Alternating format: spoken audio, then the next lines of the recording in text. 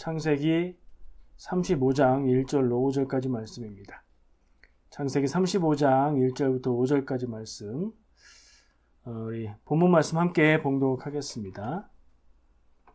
하나님이 야곱에게 이르시되 일어나 베델로 올라가서 거기 거주하며 네가 내 형 에서의 낯을 피하여 도망하던 때에 내게 나타났던 하나님께 거기서 제단을 쌓으라 하신지라. 야곱이 이에 자기 집안 사람과 자기와 함께한 모든 자에게 이르되 너희 중에 있는 이방 신상들을 버리고 자신을 정결하게 하고 너희들의 의복을 바꾸어 입으라. 우리가 일어나 베델로 올라가자. 내 환난 날에 나에게 응답하시며 내가 가는 길에서 나와 함께 하신 하나님께 내가 거기서 제단을 쌓으려 하노라 하매 그들이 자기 손에 있는 모든 이방 신상들과 자기 귀에 있는 귀고리들을 야곱에게 주는지라. 야곱이 그것들을 세겜 근처 상수리 나무 아래 묻고 그들이 떠났으나 하나님이 그 사면 고울들로 크게 두려워하게 하셨으므로 야곱의 아들들을 추격하는 자가 없었더라. 아멘. 오늘 말씀은 제목을 베델로라고 적었습니다. 본문 말씀을 읽으면서 하나님께서 야곱에게 베델로 가라고, 베델로 올라가서 거기 살고 그 하나님에게 제단을 쌓아라 라고 말씀하신 부분, 그 1절 말씀이 하나님이 야곱에게 하신 말씀이에요. 자, 하나님은 왜 야곱을 베델로 가라고 하셨을까요? 이 말씀을 하시기 전에 무슨 일이 있었을까요? 미리 성경을 읽어보지 않았다면 사실은 하나님이 베델로 올라가라고 하셨지 하는 생각은 날 수 있는데 이 앞에 무슨 일이 있었는지 잘 모를 수도 있어요. 배경을 얘기해 볼게요. 우리가 지금 35장 말씀을 읽었으니까 34장에 나오는 얘기인데요. 자, 야곱이 20년간 외삼촌 집에서 일을 하고 고향으로 돌아오죠. 근데 야곱의 마음속에 가장 두려움으로 있었던 것은 형 에서와의 갈등이었습니다. 밤에 나타난 사람, 성경에는 어떤 사람이 나타나서 그와 씨름을 했다 이렇게 기록하고 있는데요. 우리는 그것을 읽을 때 하나님의 천사 혹은 하나님이라고 읽지요. 하나님과 씨름을 하고 날이 밝으니 내가 떠나게 하라 하실 때 그를 놓지 않고 나를 축복해 주십시오 라고 청했죠. 그분께서는 이 야곱의 이름을 이제부터는 야곱이라고 하지 말고 이스라엘이라 부를 것이다. 이렇게 이름을 고쳐주십니다. 그 이름은 하나님과 사람과 싸워 이겼다 하는 뜻을 담고 있다고 그렇게 기록이 되어 있죠. 그렇게 돌아가서 형 에서와 그 다음에 이제 만나서 화해를 하게 되고요.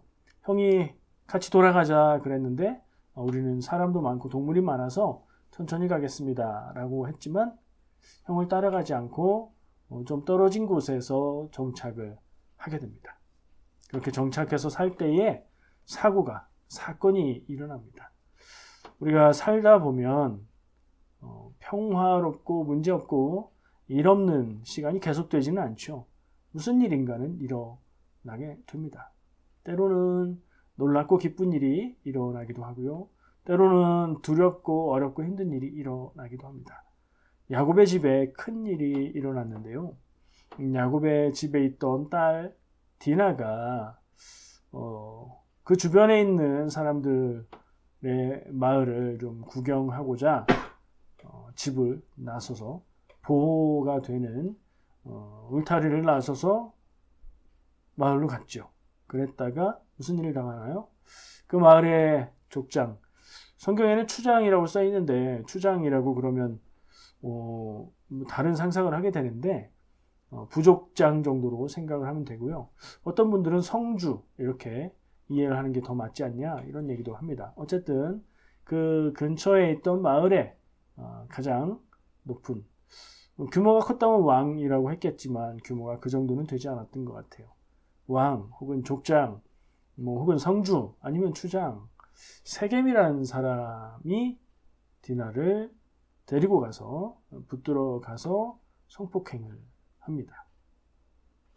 근데 다행인 것은 불행한 일이지만 불행 중 다행이라고 할 수 있는 일은 그 족장이라고 한 세겜이라는 사람이 이 디나를 너무 마음에 들어하고 사랑하게 된 거예요. 그래서 그의 집에 가서 그 부모님에게 정식으로 허락을 받아서 결혼을 하고 싶다 이런 생각을 가졌어요. 그래서 야곱의 집에 찾아가죠. 말씀을 보니까 디나는 어디 갔나 했더니 안 나오잖아요. 그런 이야기들 속에 안 나오는데 나중에 보면 그 야곱의 아들들이 이 세겜 지역을, 이 세겜의 지역을 다 전멸시킨 후에 디나를 데리고 나왔다. 이렇게 기록이 되어 있거든요. 디나는 계속 그 세겜의 집에 거하고 있었던 것 같아요. 어쩌면 디나도 그 결혼을 원했는지도 모르겠고, 혹은 세겜이 듣기 좋은 말로 그 디나를 설득했을 수도 있겠고, 아니면 가겠다고 하는 걸 강제로 감금하고 있었을지도 모르겠어요. 어쨌든 그런 상황에서 세겜은 야곱에게 찾아와서 당신의 딸을 내 아내로 달라. 그리고 우리가 땅을 많이 가지고 있고 우리가 사람이 많으니까 너희 가족하고 우리가 한 가족이, 한 민족이 되자. 같이 살자. 이렇게 제안을 합니다. 야곱은요, 예전 같았으면 아마 그 순간에도 빠르게 머리 회전을 해서 어떤 술책, 어떤 계책을 마련하고 그걸 실행했을 텐데 이제는 좀 달라진 야곱의 모습을 보게 돼요. 당황해서 어찌할 바를 모르고 두려운 마음에 그랬는지, 혹은 경솔하게 움직이지 않았는지, 그건 해석하기 나름이겠지만 즉답을 하지 않고 아들들을 기다립니다.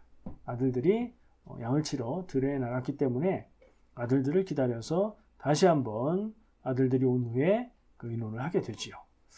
아들들은 이렇게 말합니다. 우리는 할례 받는 민족이므로 할례 받지 않는 사람들과는 결혼을 할 수가 없다. 만약에 너희 종족이 전부 다 할례를 받는다면, 그런다면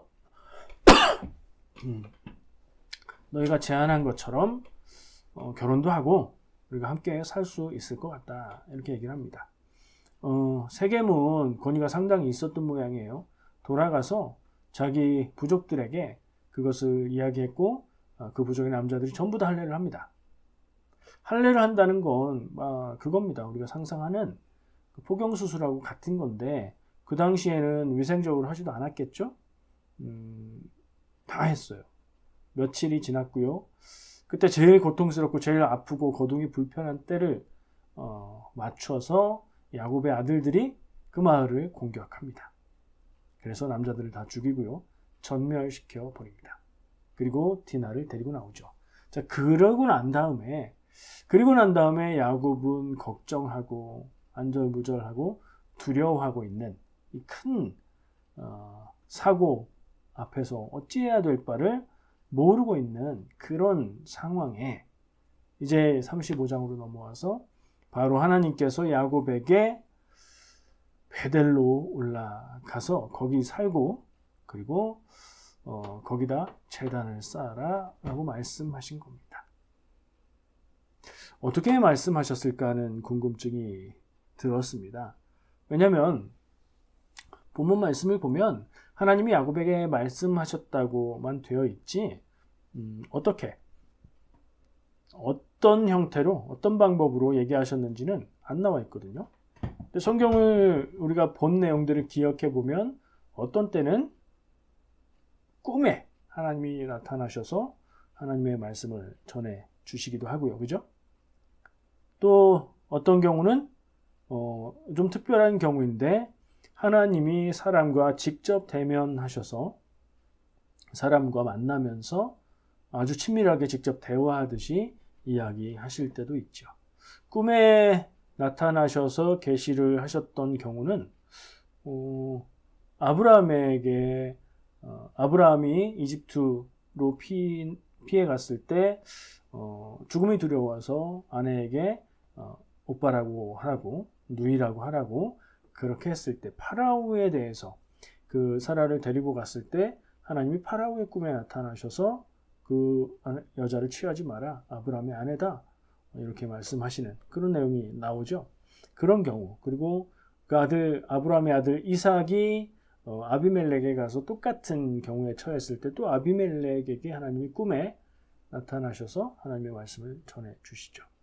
또 오늘 주인공인 야곱의 경우에도 형 에서의 축복을 대신 받고 에서의 복수가 두려워 그리고 아버지의 말을 따라서 외삼촌 집으로 떠나가게 될 때 그 가는 길 중간에 베델에서 잠을 자게 될 때 하나님이 그 꿈을 통해서 계시를 하시고 꿈 속에서 말씀하시죠.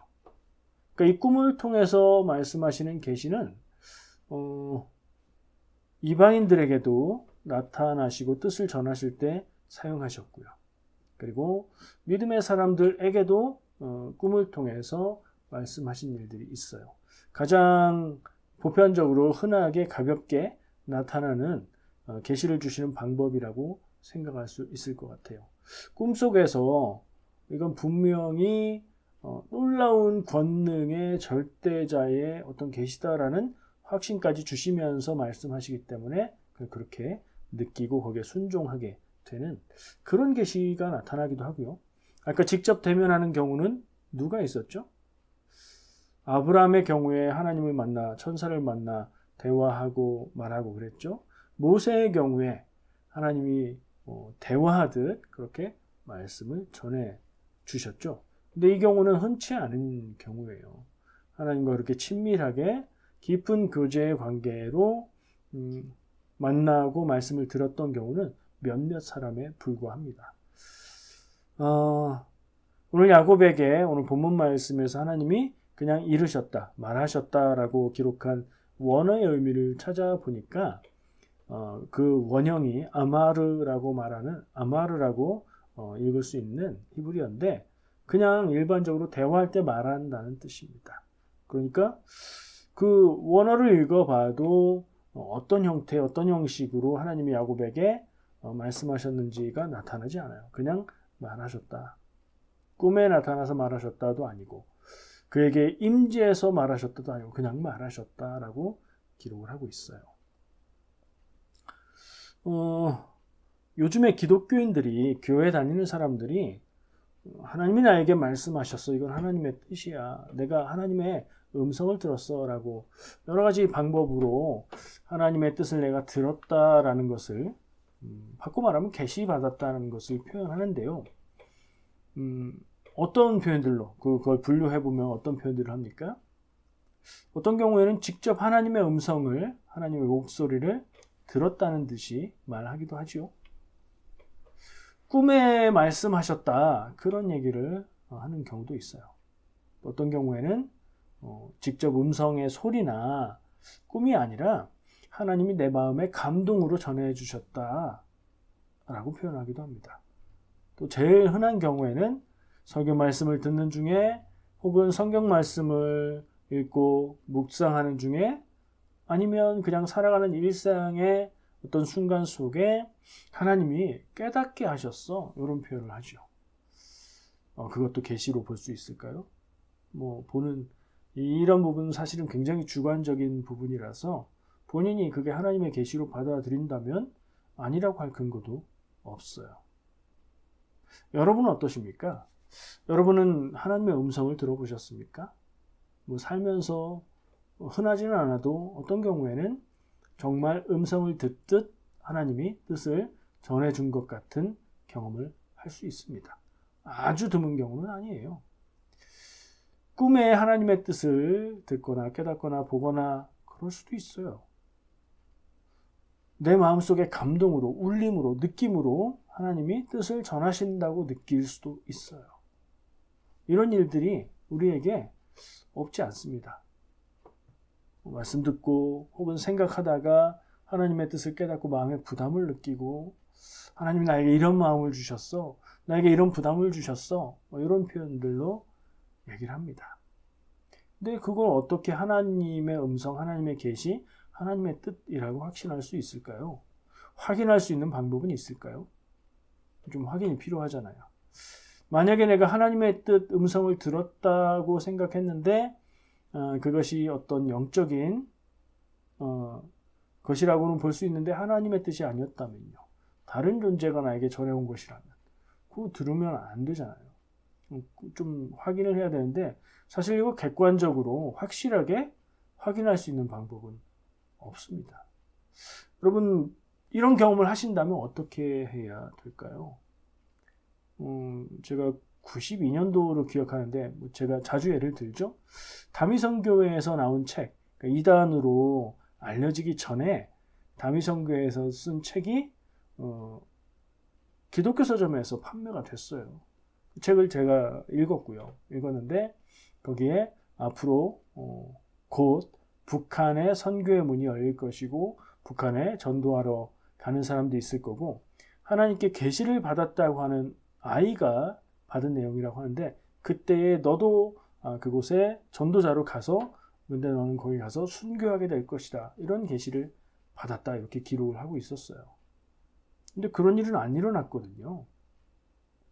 북한의 선교의 길이 열리지 않았죠. 물론 지하교회와 이런 데를 통해서 여러 가지 사역을 하기는 하지만 그렇게 계시받았던 내용, 책에 기록됐던 내용처럼 길이 열리고 들어가서 전하다가 순교당하는 그런 일은 없었거든요. 만약에 그런 비슷한 어떤 이건 분명히 하나님의 임재하심과 나에게 전해주시는 음성이다라고 느꼈는데 그게 그런 거짓된 내용이라면 어떻게 해야 될까요? 그리고 어떤 강한 느낌과 강한 음성과 어떤 모습으로든 내가 계시를 받았다고 느껴지는데 그 의미를 잘 모르겠고 이게 지금 말한 것처럼 그렇다 아니다라고 밝혀질 수 없는 성격의 그런 것들이라면 어떻게 확인할 수 있어요? 객관적으로 확인할 수는 없어요. 근데 경험하는 본인 스스로는 강하게 느끼죠. 주관적으로는 압니다. 이게 하나님의 음성이다. 이게 나를 흔드는 다른 음성이다. 본인은 느낄 수 있어요. 그러나 그게 진짜 맞는 거냐? 그건 또 다른 얘기예요. 어떻게 해야 될까? 제가 좀 고민을 해봤어요. 고민을 해봤는데 제가 잠정적으로 내린 답은 이렇습니다. 성도로서 하나님의 말씀, 하나님의 뜻을 구하고 그 하나님의 뜻을 깨닫고 알고 음성을 듣는 건 귀한 일인데 내게 무엇인가 계시처럼 느껴지게 주어진다면 어떻게 해야 될까? 그것을 잘 간직해야 되겠다. 급하게 당장 뭔가를 결정하거나 뭔가를 바꾸거나 이렇게 하지는 말고 그 주어진 것을 좀 잘 간직하고 기도하고 그리고 성경 말씀에 비추어서 뜻을 밝혀보려고 애쓰고 이렇게 좀 묵히고 숙성시키고 내 안에서 좀 소화하는 기간이 필요하다. 그러다 보면 그건 아무것도 아닌 것이었구나. 혹은 그것이 내가 처음에 접했을 때는 이렇게 느꼈는데 깊이 생각하고 기도하고 말씀에서 찾아보니 아무래도 이건 이런 하나님의 뜻이 전해진 것 같아 하고 정리가 될 수 있을 겁니다. 특별한 것을 내가 받은 것 같다 느낌이 들 때에 그것을 쉽사리 말하고 그것에 의해서 중요한 걸 결정하고 바꾸고 그러기보다 잘 소화해서 점검하고 정말 하나님의 뜻을 발견하는 노력을 하는 게 더 필요하다. 그런 생각을 합니다. 우리도 다 계시 받을 수 있잖아요. 하나님의 뜻, 음성을 들을 수 있잖아요. 그래서 이걸 미리 좀 생각해 놓는 건 필요하다고 생각합니다. 자, 야곱이 하나님이 베델로 가라라고 하는 계시를 받았습니다. 하나님의 음성을 들었습니다. 아까 얘기한 대로 디나가 강간당하고 그 세겜 족속을 말살시키는 그런 일 뒤에 하나님이 그 음성을 들려주셨어요. 야곱은 두려워했고 불안해했습니다.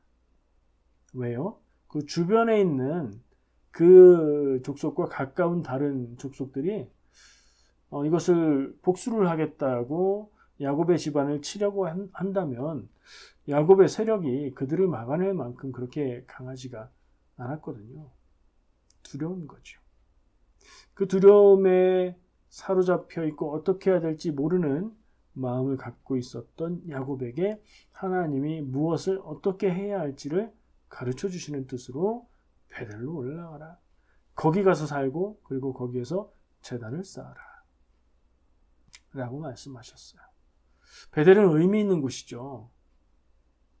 야곱이 꿈꾸면서 옛날에 길을 떠나갈 때에 답답한 마음으로 두려운 마음으로 먼 길을 떠나갈 때에 그곳에서 잠잘 때 꿈 가운데에 하늘에서 사다리가 보이고 천사들이 오르락 내리락 하는 것을 보고 그리고 하나님의 음성이 들렸죠. 그게 지난번에 나눴던 말씀인데 그 말씀을 우리가 기억해 볼 수 있는데 31장 15절 말씀에 하나님께서 내가 너와 함께 하겠고 너를 지켜주겠고 내가 너를 다시 돌아오도록 인도할 것이고 내가 너에게 이루게 한 모든 것을 다 이룰 때까지 내가 함께 하겠다 하는 약속을 해주셨죠. 임마누엘의 약속을 해주신 거예요. 그랬던 곳이잖아요. 야곱은 어떻게 했어요? 거기에서 그 꿈을 깨고 나서 이곳이 하나님이 계신 곳이구나 라는 뜻으로 그곳의 이름을 베델, 하나님의 집이라고 부르고 그곳에 기둥을 세우고 하나님이 나를 돌아오게 지켜주고 인도하시면 하나님은 내 하나님이 되고 내가 온전히 하나님만 따르고 섬기겠고 그리고 이곳이 하나님의 집이 될 것입니다. 라고 했잖아요. 그랬던 곳이에요. 그곳으로 올라가라. 올라가라는 표현은요. 높은 곳으로 간다는 얘기잖아요. 우리나라 사람들이 말하는 거하고 성경에서 올라간다는 표현을 쓰는 게 똑같아요. 실제로 북쪽으로 가는 것도 올라간다고 하고요. 실제로 고도가 높은 곳으로 가는 것도 올라간다고 하고요. 낮은 곳인데 더 중요한 곳으로 가는 일이면 올라가라고 표현해요. 똑같이 읽으면 돼요. 한국말로. 베델로 올라가라. 의미 있는 곳, 중요한 곳, 하나님이 함께 하셨음에 확증이 있었던 곳, 하나님이 함께 하시고 인도하신다는 약속과 자손들을 축복해서 크게 해주겠다는 축복을 주셨던 곳. 정리해보고 싶었어요. 그 말씀을 생각하면서 하나님은 왜 야곱을 이런 때에 베델로 가라 그리고 거기서 제단을 쌓아라 라고 말씀하셨을까? 가라고 제단을 쌓으라고만 얘기해 주셨지 그 의미는 뭐다 이렇게는 얘기 안 해 주셨잖아요. 우리가 그것을 좀 헤아려 보고 묵상해 보는 게 신앙적으로 의미가 있을 거란 생각이 들었어요. 물론 우리가 이유를 아는 것도 중요하지만 이유를 아는 것보다 하나님의 음성을 듣고 순종하는 행위가 더 중요합니다. 근데 이유도 생각해보고 그리고 순종하는 것도 더 귀하다 하는 생각이 들어요. 제가 헤아려 본 하나님이 야곱을 그때에 베델로 가라고 말씀하신 이유 제가 생각해 봤는데 아마 들으면 여러분들도 그럴 수 있지라고 납득이 되실 거예요. 세 가지를 생각해 봤습니다. 첫 번째는요. 아버지의 집을 떠나서 하란으로 가던 그 시절 옛날 그 베델에서 노숙했던 그때의 마음과 형편을 기억해라 하는 음성이었다고 생각합니다. 옛 정말 간절하고 하나님만 바라보고 의지할 것 아무것도 없었던 그때를 기억하고 낮은 마음, 겸손한 마음, 하나님을 의지하는 마음으로 돌아가라 하는 말씀일 수 있을 것 같아요. 고린도전서 10장 12절에 이런 말씀이 있어요. 바울이 고린도 교회 성도들을 향해서 쓴 편지잖아요. 그런데 그런즉 선줄로 생각하는 자는 넘어질까 조심하라. 아멘. 그렇게 말합니다. 무슨 얘기죠? 자기가 서 있다고 생각하는 사람은 넘어질 수 있으니 조심하라는 거예요. 넘어질 수 있다는 건 뭐예요? 완전하게 서 있지 않은 거죠. 교만한 겁니다. 자기의 모습과 자기의 능력과 자기의 존재를 온전하게 파악하지 못하고 나는 온전하다고 착각하고 있는 거예요. 누가 그랬습니까? 이스라엘, 유다 사람들이 그랬어요. 우리는 하나님이 선택하신 하나님의 백성, 선민, 다른 사람들은 다 이방인, 선줄로 생각했죠. 그러다 멸망했죠. 예수님 때의 바리새인, 제사장, 서기관들, 그들은 하나님의 말씀을 알고 하나님의 율법을 알고 하나님의 뜻을 알고 있다고 생각했습니다. 믿음의 기준이, 신앙의 기준이, 옳고 그름의 기준이 자기들에게 있다고 생각을 했죠. 선줄로 생각한 사람들이었습니다. 고린도전서에 쓰여진 그 말씀의 뜻을 생각해 볼 때 고린도 교회 안에 그런 교만한 그런 마음을 가진 사람들이 있었던 거죠. 그런 사람들이 지금은 없을까요? 지금의 교회에는 그런 사람들이 없을까요? 여러분, 우리의 마음속에는 그런 마음이 하나도 없을까요? 있을 때가 있는 것처럼 느껴집니다. 어떤 때는 나보다 못하다고 느껴지는 사람들을 보면서 저건 아닌데 이런 생각들 하지요. 그 말씀이 생각이 났습니다. 하나님께서 야곱에게 베델로 가라라고 하셨을 때 야곱이 베델로 갔을 때 무엇을 기억하고 무엇을 생각해야 했을까? 아무것도 없이 부모를 떠나서 어디로 가야 될지, 가면 무슨 일이 있을지 알지 못하고 길을 가던 그때의 그 마음, 오직 하나님만 의지할 수밖에 없었던 그 마음, 그걸 회복하라 하는 말씀으로 들었습니다. 두 번째 의미는 야곱이 그때 베델에서 꿈꾸고 하나님의 음성을 들었잖아요. 하나님이 어떤 말씀을 주셨죠? 함께 하겠다, 지켜주겠다, 돌아오게 하겠다, 모든 것을 다 이룰 때까지 내가 함께 하겠다 말씀하셨죠. 요약하면 함께 하신다는 거예요. 의미를 말하면 지켜주신다는 거예요. 그 약속의 말씀을 기억하라 라는 건 아니었을까요? 야곱이 베델이라고 생각했을 때 그 말과 함께 그 모든 것들이 떠오르지 않았을까요? 정말 자기가 그렇게 수십 년의 세월이 지났지만 그렇게 잠자고 그런 경험을 하고 그것을 겪었던 그 자리에 갔을 때에 그때 들었던 하나님의 음성과 약속 떠오르지 않았을까요? 두렵고 불안한 것은 하나님이 보호하고 인도하신다는 믿음보다 현실에 대한 걱정이 더 크기 때문에 두렵고 불안한 거죠. 야곱과 그의 집안과 그의 자손들을 지켜주실 하나님의 약속보다 그들을 죽일 수도 있는 어떤 세력들의 현실이 더 크게 느껴지니까 두렵고 불안한 거죠. 그러니까 두려운 마음, 불안한 마음은 원론적으로 믿음이 부족하기 때문이라는 생각을 할 수 있습니다. 온전한 믿음을 가진 사람은 어리석게 행하지도 않겠지만 두려움과 불안함 때문에 두려워 떨고 걱정하지도 않을 겁니다. 걱정해야 될 건 뭐죠? 믿는 사람이 걱정해야 될 것은 내 앞에 두려운 일 때문에 내가 어떻게 될지가 아니라 내가 하나님에 있는가 그렇지 않은가, 그것이 아닌가요? 내가 하나님의 뜻에서 벗어나 있지는 않은가, 그게 두려운 일이어야 하죠. 왜요? 우리의 삶을 인도하는 많은 것들 가운데 하나님의 함께 하심이 가장 크고 중요한 일이기 때문입니다. 아까 제가 얘기했던 창세기 31장 15절 말씀 읽어보겠습니다. 내가 너와 함께 있어 네가 어디로 가든지 너를 지키며 너를 이끌어 이 땅으로 돌아오게 할지라. 내가 내게 허락한 것을 다 이루기까지 너를 떠나지 아니하리라 하신지라.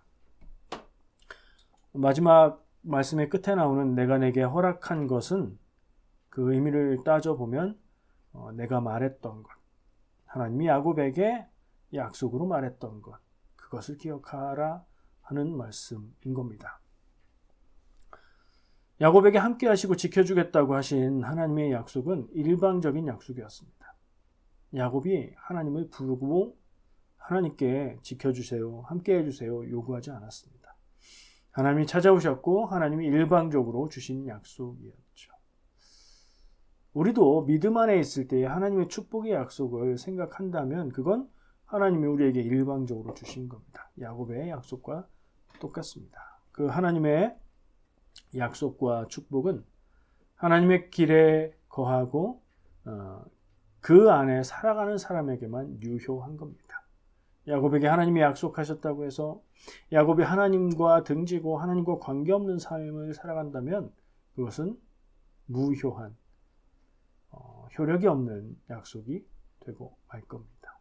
우리가 하나님 안에 거하고 그 길을 따라가며 살아가고 있다면 야곱에게 말씀하셨던 그 약속이 나에게 주신 약속이 될 줄 믿습니다.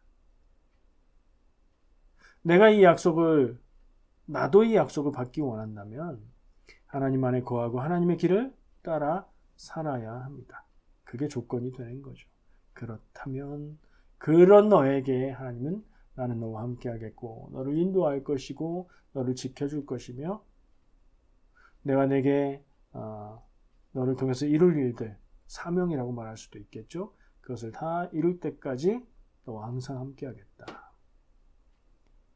그 생각을 해보면 야곱은 하나님이 주시겠다는 그 축복의 약속들을 다 이루었나?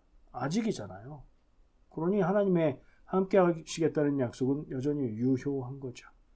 그 약속을 기억하고 힘을 얻으라는 불안하고 두려운 마음을 떨쳐버리라는 하나님의 인도하심이었겠죠. 세 번째 의미는 아까 제가 이전에 베델에서 야곱이 하나님 앞에 말했던 그 약속들을 생각해 보면 기억할 수 있는 그런 의미입니다. 하나님 앞에 내가 다시 돌아오도록 지켜주신다면 하나님이 내 하나님이 되고 하나님만 나의 삶의 주인으로 따르고 섬기겠습니다 하는 약속이죠. 그리고 이 기둥이 하나님의 집이 될 것입니다. 읽기에 따라서 다르게 읽을 수도 있겠지만 대체로는 이 말씀을 내가 여기에 하나님의 집을 건설하겠습니다. 여기에서 하나님 앞에 제사를 드리겠습니다 하는 뜻으로 하나님 앞에 서원, 약속한 것으로 읽습니다. 그 약속을 이제 지킬 때가 되었음을 말씀하시는 것으로 들을 수도 있습니다. 하나님 앞에 절박했던 순간의 형편과 그 마음을 잊지 말아야 되는 거 아닐까 생각합니다. 그리고 하나님 앞에 약속했던 것, 우리가 흔히 서원을 했을 때에 하나님 앞에 뭔가를 약속했을 때에 형편이 나아지면 그것을 잊는 경우가 있는데 그러면 안 된다는 거예요. 약속을 기억하고 할 수 있을 때에 그것을 지키라는 말씀으로 야곱이 들어야 됐을 것 같다 하는 생각도 합니다. 우리에게 적용을 해본다면 저는 이렇게 생각을 합니다. 우리가 하나님 앞에 약속하고 내 마음으로 이렇게 살아야겠다 결단한 것들, 믿음의 결단들, 믿음의 길을 살며 순종하겠다 했던 생각들, 좋은 거잖아요. 해야 되는 거잖아요. 주저하지 말고 최대한 빨리 그것을 행하고 순종하고 지키는 것이 좋지 않을까 하는 생각을 해봅니다. 야곱이 형을 따라가지도 않았고요. 따로 독립해서 가나안 땅에서 살았거든요. 근데 야곱이 아예 거처를 그 하나님의 기억이 있었던 그 베델 쪽에서 살았다면 이런 일이 없었을 거라는 생각도 들어요. 하나님의 베델로 올라가서 제단을 쌓으라는 말씀을 들은 야곱은요, 어떻게 하나요? 이어지는 말씀들을 다시 한번 기억해 보면 자기 집안 사람들과 함께한 모든 사람들에게 이렇게 말합니다.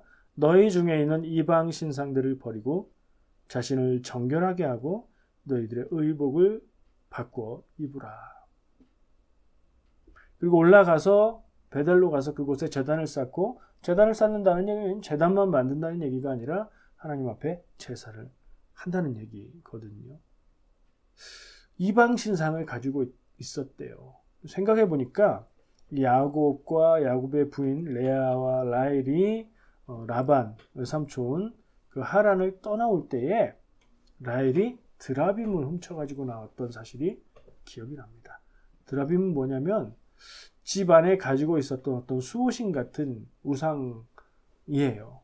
작은 것도 있고 큰 것도 있고 복을 주는 우상이라고 생각하고 가지고 있는 거예요. 그래서 라반은 그거 훔쳐갔다고 노발대발하며 따라와서 그걸 찾으려고 했고요. 라헬은 그걸 숨겼죠. 내가 생리 중이라 내릴 수 없어요 하면서 그걸 숨기고 그걸 가지고 왔다. 그게 축복의 상징이고 그게 복을 주는 것이라는 생각을 했던 것 같아요. 그런 사람 라헬이 그랬고 레아도 크게 다르지 않았을 거고 이 야곱의 집안에 아직도 그런 것들이 있었겠죠. 가나안의 신앙도 마찬가지였어요. 여러 신들을 통해서 복을 받고 누리겠다는 그런 생각들이 있었어요. 가나안 지역에 살았으니까 영향을 받았겠죠. 하나님을 하나님으로 섬기고 믿음을 가지고 살고 있지만 그럼에도 불구하고 이방 신상 혹은 우상 혹은 미신적인 어떤 생각들, 믿음들이 있었던 거예요. 야곱은 하나님의 말씀 앞에서 그것들을 돌아보게 됐고 그것들을 다 버리고 가자. 그것들을 우리의 삶에서 제거해버리자. 이렇게 얘기하는 겁니다. 우리가 교회 다니고 하나님의 백성이고 믿음으로 사는 사람들이라고 스스로 고백하면서도 내 삶 중에 우상은 없는가 살펴볼 필요가 있겠죠? 우상 없다고요? 그런 거? 없기는 왜 없습니까? 우리가 하나님보다 더 의지하고 급할 때 먼저 생각하고 이거 이래서 이랬나? 생각하는 것들 없나요? 하나님은 하나님이고 이건 이렇게 해야 이게 잘 된다고 아무 근거 없는 그런 미신적인 생각들이 우리에게 없나요? 있어요. 사람의 어리석은 연약한 마음 때문에 그런 부분들이 있습니다. 야곱처럼 이런 계기가 생겼을 때에 이런 일들을 통해서 그것들을 제거해버리는 것이 참 중요하겠다.